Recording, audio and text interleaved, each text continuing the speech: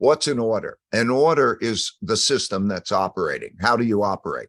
So, for example, there is a domestic order. We have a constitution and democracy, and that's a system that operates, and that continues on until there's a war, and then there's another system that comes and replaces it. Our system has lasted for a long time. There's also a world order. In other words, a world system, and that world system of operating comes after a war. Why does a war happen? Because conflicting parties of about equal power have a fight, and the dominant power wins, and then they get to set the rules. And the last time that happened was in 1945 because of the end of World War II. So, at the end of World War II, the United States had 80% of the world's money. Gold was money then. It had half the world's economy. It had a dominant military power. And for that reason, because it was the dominant power, New York is where the United Nations is. Washington, D.C. is where the IMF and World Bank, they put it there because it was the American world order. The dollar was the world's reserve currency. And that always happens. Before that, at the end of World War I, there was the Treaty of Versailles. And the winners of the Treaty of Versailles determined how the system was going to work after that. And if you go back in history, repeatedly, there is always a world order. And it always happens this way, and it continues. Okay, so how does it work? You end up with that world order, and then you come through a period of peace and prosperity because nobody wants to fight the dominant world power. So that there's peace. And then in that period of time, wars are sort of great equalizers. If they reduce wealth differences, wealth gaps, and so on. And then there's a rebuilding process. And that produces prosperity and peace. Also, nobody wants to go back into the war. Everybody remembers how horrible they are. Before that, these cycles typically can take 100 years. Let's say they can take a lifetime. And then people forget because they weren't the same people. They forget how terrible wars are. After wars, people remember how terrible wars are and they want peace. All of those reasons produces peace and prosperity. And there's also a financial reorganization. But then that peace and prosperity leads naturally to the country that has that having the world's reserve currency. A reserve currency means it's the currency that's accepted. So naturally, the dollar is the world's reserve currency. Before that, it was the British pound during the British Empire. Before that, it was the Dutch guilder. It's the same pattern. And so, and there's peace and prosperity with the world's reserve currency. Now, when you have the world's reserve currency, the rest of the world wants to save, and they save in that currency.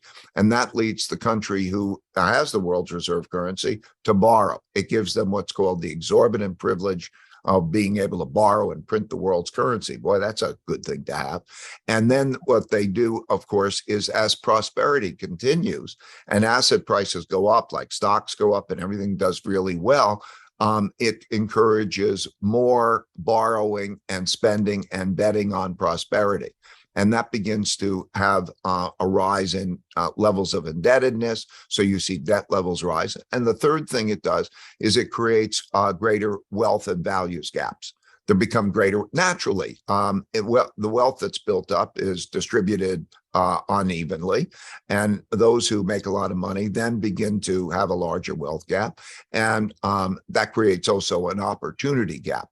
If we're lucky enough to have the money, we can educate our children well and so on. That gives them an unfair advantage as in relationship to others. And so this wealth gap increases at the same time as levels of indebtedness increase. And then, of course, what happens is the competition increases. The competition increases because when you win and you have the other Germany or Japan or other countries destroyed after the war and there are no other competitors, then it's a dominant position. But over with time, others learn and begin to build up, like China particularly has increased its per capita income and its competitiveness. And so China is a competitor with the United States, but all through that time, it was like the British were competitors with the Dutch and so on. So we see that pattern happen over and over as that power gap narrows. Then conflicts about how things should go increase.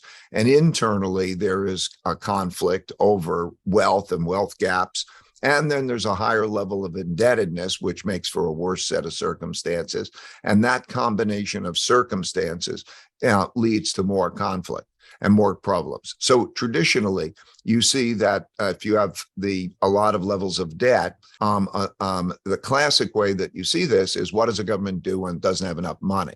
It's not like they go into the coffers. The coffers are empty. They have no gold. They have not that money. So where do they get the money? They have to take the money from somebody else. That's either through taxes.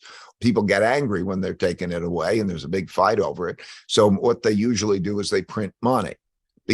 And through the Roman times, back in Roman times, they had gold coins. They put less gold in the coins. They put other metals in the coins. And inevitably, they print money when they want to spend more.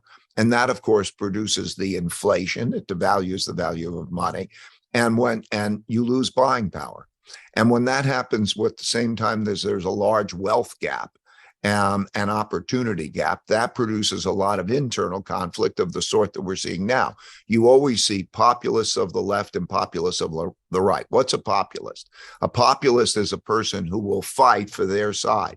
They are not compromisers. Okay. So that you see that you get to the point where there may not be compromise. For example, January 6th is right out of the populist playbook. In other words, fighting for power. It's entirely possible that we will see that neither side in the upcoming elections would accept losing.